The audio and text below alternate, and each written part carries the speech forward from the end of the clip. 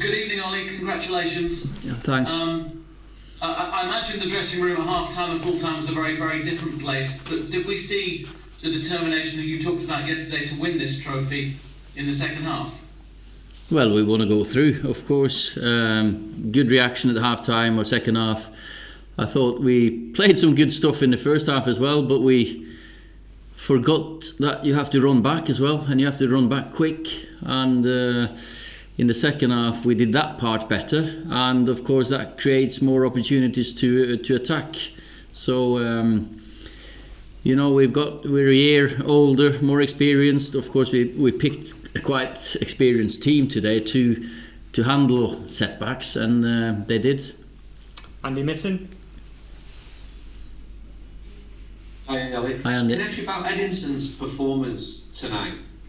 Excellent. Centre forward, as a centre forward should be playing, running the channels, being a focal point, creating chances for others, scoring goals, missing a couple of chances as well. But that's what he's there to do, really. Because if you get 3 or 4 chances every game, you're going to score 1, 2 or 3 goals. So absolutely delighted with him. The last few weeks he's been top. You can see the difference in him when because he's worked up his fitness. He had a long layoff, and he's he's making up for lost time, it looks like. Samuel Luckhurst. Ollie, I think we heard you say just generated some equaliser to Mason to get ready to come on. Were you planning to bring him on sooner? And then when he did come on to score, you seemed particularly delighted by his goal. Was there a particular reason behind that? No, we knew that Mason is in great form, but we picked a team with a different balance tonight, and he was always going to come on. But I felt second half we were so in we had the momentum, and Marcus made some fantastic runs, creating space for others, and it opened up for us. So I waited a little bit instead, and it worked out well. Simon Peach. Ollie, congratulations. It was a hell of a win, but you do seem really particularly frustrated with the way your side defended. Is that something you guys are really going to have to look at? We've been criticised. If we concede 1 or 2, we'll get criticised. When we keep clean sheets, and we kept loads of clean sheets, we've been really good. They had 2 big moments, or not big moments. They had 2 chances in the first half. One shouldn't have been, because that it's a soft penalty to give away. Second goal, absolute schoolboy with throw-in and recovery runs, and everything we did in that instance was not good enough. But we corrected it. We know that we have to run as quick, if not quicker, back the way, because from there on you can attack, and it just had to be corrected. Jim Conlon. Hi Ollie, I just want to go back on Edison Cavani there a bit. We all know Edison's poaching ability, and he's a box-to-box finisher. But what really struck me about Edison's performance there tonight was his vision and his passing ability. When he dropped outside the box, he set up a goal for Bruno, a goal for Mason with an outside of the boot, a real wonderful pass. And is that sometimes a bit on Cavani that he's just labelled as a poacher, that there's other real assets to his game which he showed tonight? Yeah, he's more than just a goal poacher. He's a very good goal scorer, I have to say. But he's played football now for so long, and he does have a calmness and composure about him. And the flick for the first goal, the pass for the second goal as well, or for Mason's. He's just showing his experience, and we need that in this time of the season. We want the big players and the experienced players to step up, and he definitely has done lately. Simon Stone.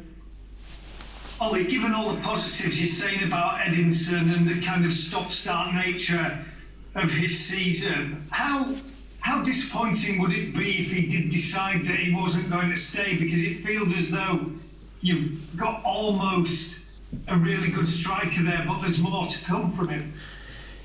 He was out for 7 months, and he was without playing football for a long time before he came to us. He's had these couple of injuries, and he's worked really hard to get back fit, and he shows his quality. And he knows my feelings. He knows that I'd love to have him for another year.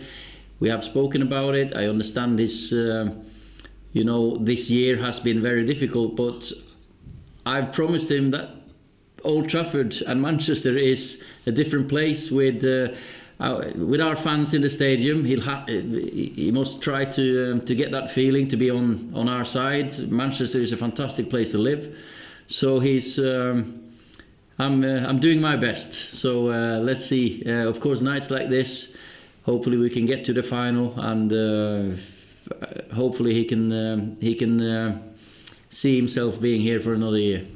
David McDonald. Yeah, Ollie, just following on from that question, really, how confident are you that you can persuade Edison to stay on? And what more can you do to sell the club to him? No, we don't have to sell the club to him.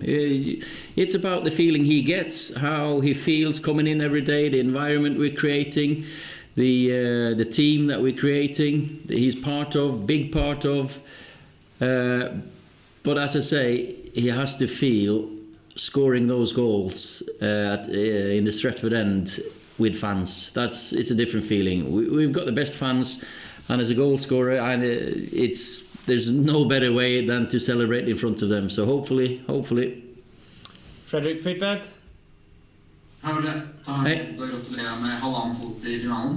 We spoke about the 7-1 yesterday. You didn't get the 7-1 victory, but you got 6-2. Pogba said that you motivated them with your half-time team talk. That must have been some team talk. What did you say, and what was your instructions?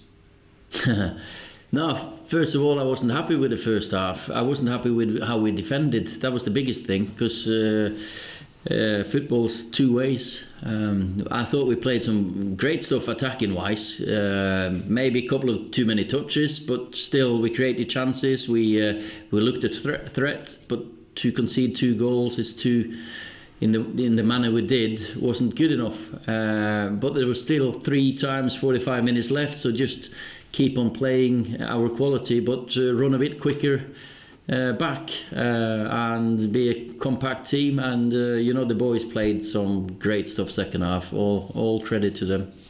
Got a last question for Laurie Whitwell. Hi Lee, another really impressive performance from Paul.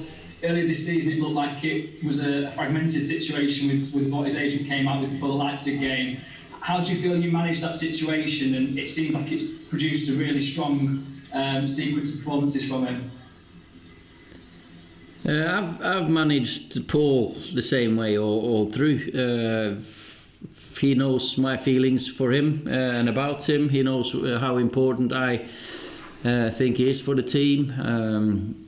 I want him fit. I want him running, because with his qualities, and when he's fit, he's unstoppable. And I think I need to keep him away from our defensive box, because he knows that himself as well. He said it in an interview that he needs to practice his tackling and defending. But no, I'm not done.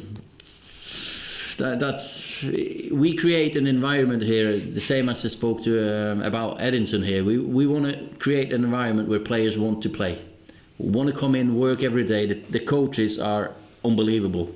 The way they prepare for games, the environment they're creating. We want players to enjoy coming to work. We want them to enjoy play for us. And when we play like this, I think the boys are enjoying themselves.